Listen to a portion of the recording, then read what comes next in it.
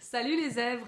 J'avais envie de vous parler des différentes étapes par lesquelles on peut traverser avant, pendant et après qu'on apprend qu'on est zèbre. Ce sont des étapes par lesquelles je suis moi-même passée et après avoir discuté avec d'autres personnes zèbres qui avaient découvert leur douance, je me suis rendu compte qu'on passait tous plus ou moins par des étapes similaires. C'est surtout un message parce que je me rends compte que dans la société dans laquelle on vit, on a tendance à vouloir à ce que tout aille vite, à avoir des réponses rapidement et on est de plus en plus torturé ou en tout cas on a de plus en plus de mal à accepter que parfois on est dans des situations de transition où on ne sait pas, où on erre un petit peu et qu'il faut savoir accepter ces moments-là qui ne durent pas toute notre vie en tout cas et qui sont là pour une bonne raison, pour nous construire.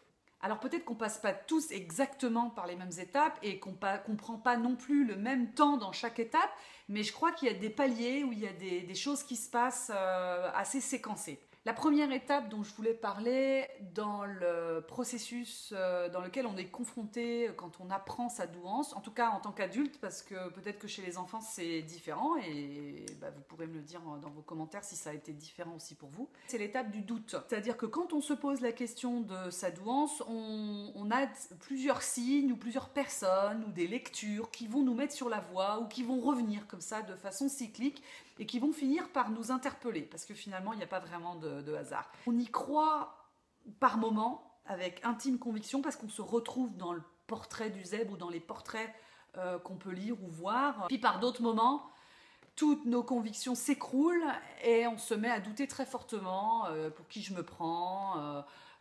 Y a plein de moments où je suis nulle, je suis en dessous des autres, ça serait vraiment n'importe quoi. J'ai pas la prétention de.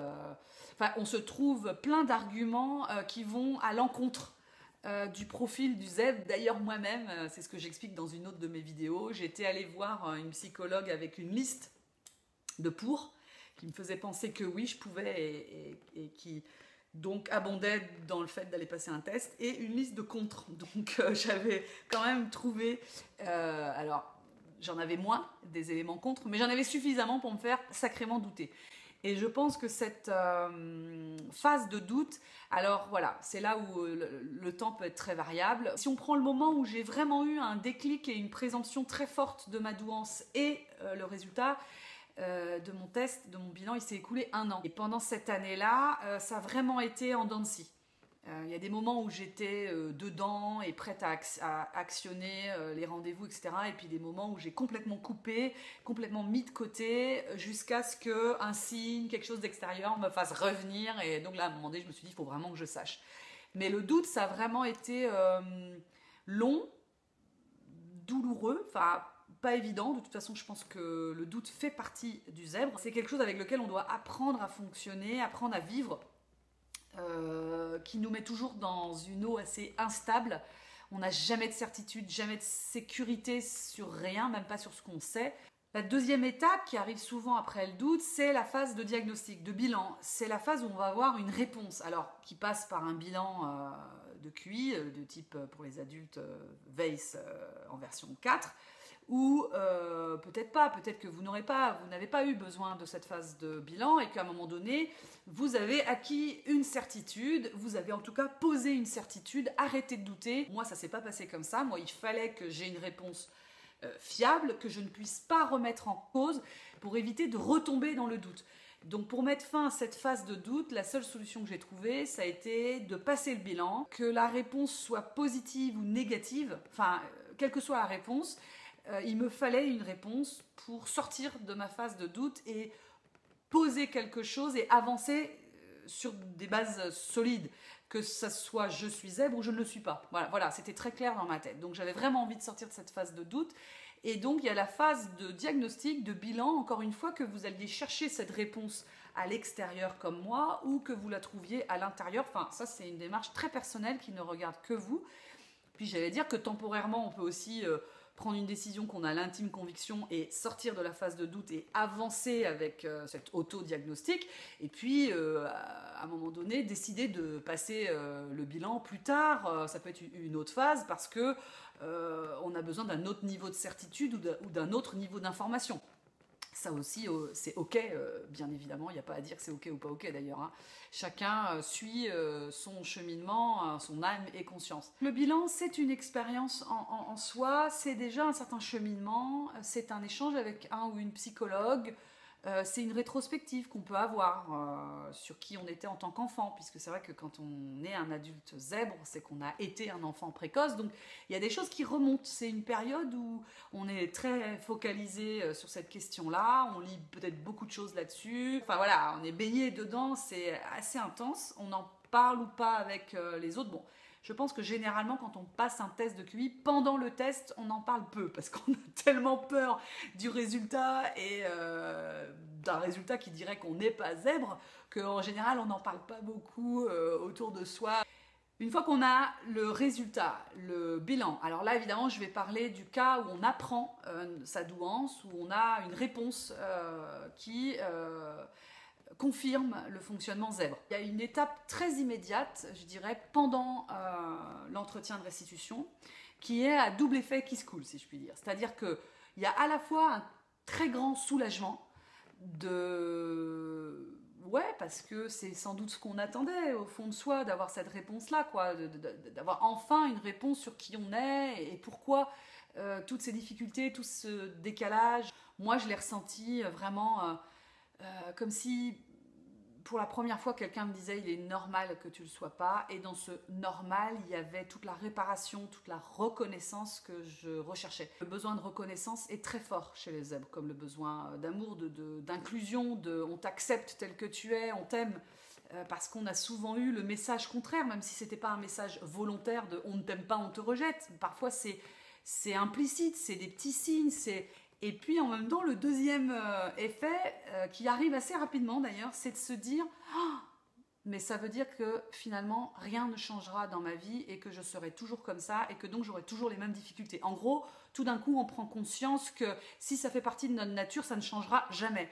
Et peut-être qu'on n'avait pas l'espoir que ça change, mais en tout cas, je crois qu'on vise toujours un mieux-être, un mieux vivre ensemble. Donc il y a un petit peu de désespoir, un petit peu de découragement, c'est-à-dire à se dire, bah, faut que je vive avec, j'ai pas le choix. Ce qui est intéressant, c'est de se voir ce qui se passe après, parce qu'il y a beaucoup de choses qui se passent après qui prennent plus ou moins de temps. Il y a une perte de repère totale, parce que tout d'un coup, on revisite sa vie, son enfance, sa scolarité, la relation avec ses amis, avec ses parents, avec ses amoureux, sa relation avec ses collègues, ses responsables hiérarchiques. Tout ce qu'on a vécu, on va revisiter sa vie à la lueur d'un nouveau prisme qui vient expliquer beaucoup de choses. Et ce prisme va aussi changer la vision qu'on s'était faite de soi et de son parcours. Là où on avait vu par exemple qu'on était fautif, qu'on devait corriger quelque chose, qu'on n'avait jamais réussi à être accepté, à faire bien les choses au travail ou à l'école, enfin... Tout d'un coup, on a cette nouvelle paire de lunettes qui vient donner une autre explication et qui vient dire non, le problème, c'était pas soi. C'était une différence, un décalage, une incompatibilité de fonctionnement. On avait beau vouloir faire tous les efforts qu'on voulait, c'était beaucoup plus compliqué pour nous. Donc, on a fait au contraire des efforts. On a fait en sorte de... On n'est pas plus feignant que les autres. On n'est pas plus arrogant ou capricieux ou compliqué que les autres. On est différents, point. Et donc, même si on ne le fait pas sciemment, en tout cas, c'est ce qui s'est passé pour moi. Beaucoup de souvenirs reviennent comme ça de manière impromptue. Et tout d'un coup, on se dit, ah ouais, en fait, c'était ça l'explication. Cette perte de repère, ça va être aussi qu'à un moment donné, on va comprendre que comme on ne peut pas changer de fonctionnement, il va falloir l'accepter, mais c'est un renversement complet de vision, de conclusion, de repère. Tout d'un coup, tout change. Alors, c'est à la fois libérateur, et en même temps, c'est très déstabilisant, parce qu'on a grandi en se construisant ses repères, parfois on s'est construit sur ses repères, et on se rend compte que les repères étaient faux, les fondations étaient erronées, n'étaient pas les bonnes. En tout cas, tout prend un sens différent, et moi j'ai vraiment eu ce sentiment de... comment je pourrais dire ?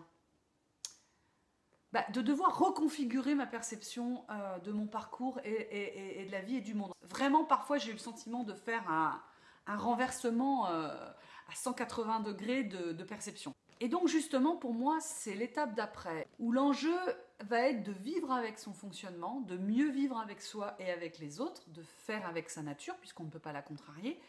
Et donc, ça passe par accepter, voire aimer, et en faire une force, reconstruire.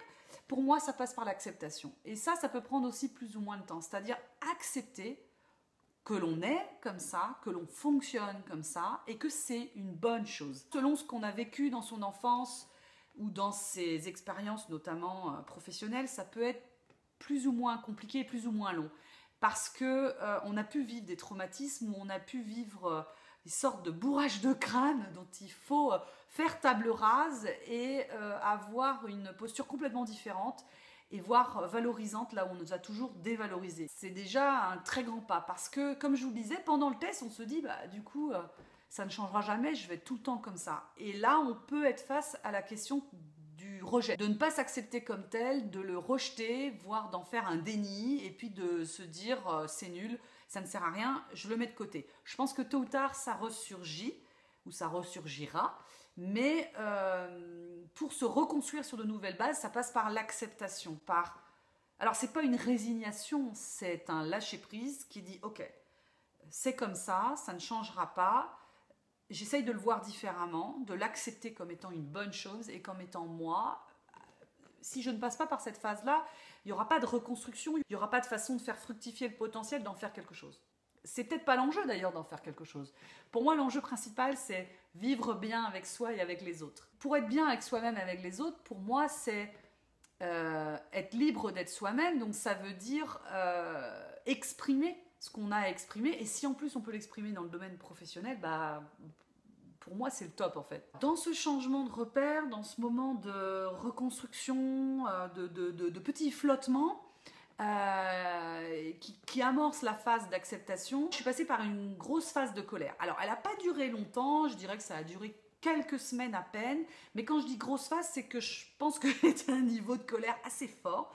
C'est-à-dire que j'ai été en colère vis-à-vis du monde, de l'extérieur et des autres. J'ai été en colère d'avoir eu besoin, d'avoir fourni autant d'efforts pour m'adapter aux autres, en pensant que c'était moi le problème et que les autres n'aient jamais fait d'efforts à l'inverse pour m'accepter. Alors évidemment c'est faux, on ne peut pas dire jamais, il y a certainement plein de personnes, plein d'amis qui ont fait des efforts pour s'adapter à moi, mais voilà, quand on est dans un moment de colère, on n'est pas très objectif et en l'occurrence, j'avais cette sorte de colère sourde en moi de me dire, purée, tous ces efforts, tous ces clashs, tous ces baffes que je me suis pris dans la figure pour rien parce que c'était pas un problème, parce que c'était juste une différence. Et pourquoi moi je me suis pris ça dans la figure, finalement, pas les autres. Et donc là, je suis rentrée un peu dans un mode, ben, ok, maintenant je suis comme ça, je vais plus faire d'efforts. Donc maintenant, les autres, ils vont devoir faire des efforts aussi. Donc, j'ai pas été dans cette période des plus sympathiques. Alors, je pense que ça n'a pas été vis-à-vis de mes amis ou vis-à-vis de ma famille. Je pense qu'ils ont pas... Enfin, peut-être qu'il faudrait que je leur pose la question. Mais on va dire que je faisais pas d'efforts, pas de cadeaux, j'étais pas très patiente, j'ai lâché la bride, quoi. Et donc, je m'impatientais, je faisais comprendre que je m'impatientais. À un moment donné, je me rappelle, j'ai eu un rendez-vous avec un agent immobilier et, que je trouvais pas pertinent ou qui me racontait un peu des salades et bah, je le confrontais en fait à ces incohérences. Je vais pas laisser de bénéfice du doute, j'ai été peut-être assez odieuse, assez intransigeante, exigeante. Et je l'ai été pour une fois avec les autres. Ça m'a fait du bien parce que moi j'ai lâché la bride, je me suis dit ok, eh bien maintenant je vais plus faire d'efforts, mais surtout je vais lâcher tout ça puisque c'est ma nature. Et donc le fait de lâcher cette bride, ça m'a fait énormément de bien. Je me suis sentie de la liberté d'être. Je me suis sentie le droit d'être. Donc voilà, pour le vivre en société, c'est peut-être pas ce qu'il y a de mieux. Ça n'a pas duré très longtemps, ouais, je vous dis quelques semaines, mais je pense que c'était pour moi indispensable d'évacuer aussi cette colère et de ne pas la garder en moi, puisque le but c'est pas en effet de me mettre tout le monde à dos, mais plutôt de mieux vivre avec. Donc, mais c'était une façon de prendre un peu ma revanche, si je puis dire. Et puis enfin, la dernière étape, après l'acceptation, après le fait qu'on s'aime comme on est, c'est qu'est-ce qu'on en fait? Alors, je pense que c'est une étape que tout le monde a envie d'aborder et que tout le monde souhaiterait aborder sitôt le résultat du test. Et la question, c'est bah ouais, mais qu'est-ce que j'en fais maintenant? Et c'est vrai que les tests ne disent pas ça.